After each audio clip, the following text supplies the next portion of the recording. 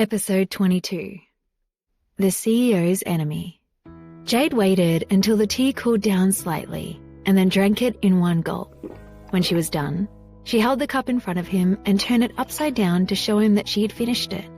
Daria looked at her and said something unexpected. "Aren't you afraid that I put poison in it?" Jade was stunned but smiled right away. When he saw her smile, Daria's cold eyes became much gentler and the gloominess on his face disappeared. "Do you really trust me that much?" She was confident that he would not do such a thing to her, just as she was confident when he said he would throw her out of the car. Daria glanced at her palm with his sharp eyes and then forcefully pulled her hand. Jade tried to escape and hide her palm away, but Daria forced her to open it. When Jade opened her palm, Daria saw that it was covered in blood and that her nails were dyed with blood too. How was it so obvious? Daria grabbed her wrist and warned her, "If you dare to do that again, I'll chop off your hands." When he finished speaking, he took out the first aid kit, sterilized, and bandaged her palm. Jade felt that her heart was slowly being conquered by this man because no one had ever treated her so gently. "Why did you do that just now?" Daria asked in a low voice while wrapping her palm in gauze. Her palm trembled in his. She knew what he was thinking about, so her heart trembled. She lowered her eyes and head until they could not be any lower. She felt a stabbing pain in her heart when he mentioned it. She could not lose her grandmother, but she did not want to lose herself either. "Rather than marrying an old man who's been divorced twice by force, I might as well choose you. At least you've helped me before and I'm grateful to you, really."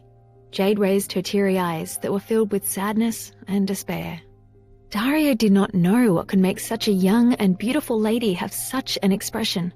Jade laughed self-deprecatingly and said with slight embarrassment, "You do think I'm very cheap, don't you?" Bruce said the same thing, and that she was despicable.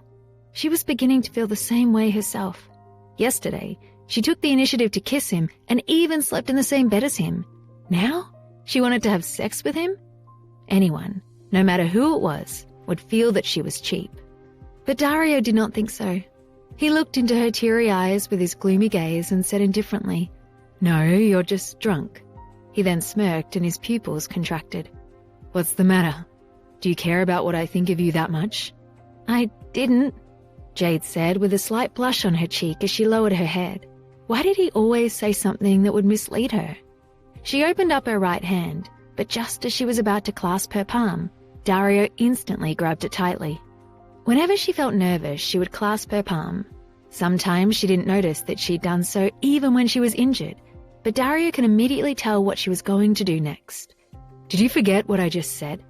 Dario's attitude was unyielding. It was as if he wanted to chop off her hand immediately. Jade loosened her grip on her palm and suppressed her desire to clasp it. It was a habit she developed when she was a child. It would be difficult for her to change it all at once. "If you don't want to have sex with me, then why did you kiss me?" Jade asked in a soft and delicate voice. Her words sounded like she was blaming him. Dario raised his eyebrows and lifted her chin with his finger, and then he said gently, "Don't lower your head." "Oh!" "Yesterday, you kissed me forcefully and pinned me to the ground. Today, you've treated me unruly. Don't you think that's unfair?" Jade was speechless once again. What forceful kiss? What was unruly? Why did he make her sound like a rascal? Did he really kiss her because he wanted equality? His reasoning was truly not something that ordinary people could understand. "Forget it. I won't say it anymore." She was no match for him anyway. Dario felt funny when he saw her somewhat angry. Then he reached out his hand to wipe off the tears from the corner of her eyes and pat her head. When he touched Jade's cheek with his warm fingers, she could not help but feel shocked. She stared at him like a little bunny. Once again, she felt like her heart was pounding out of her chest. Daria brushed her silky hair as they got closer. The atmosphere of the room turned stuffy, and just when he was about to kiss the tear stains on her face, a sharp voice suddenly rang outside of his window. A boy's voice broke the silence and said, "My most handsome uncle in the entire universe, have you returned? Come and play with me." Jade was astonished and startled by the voice outside the window. What was going on? When she looked at Dario, his face was full of helplessness and fear. Jade found it funny. What was going on? Could it be possible that there was someone he was afraid of? He's my sister's child. He'll be staying with me for a few days. Dario revealed a pained expression. His sister always went travelling without him and threw her child here in his house. Oh? As soon as I finished speaking, a small shadow scuttled through the French window. A voice said, "Uncle, I know you're in there.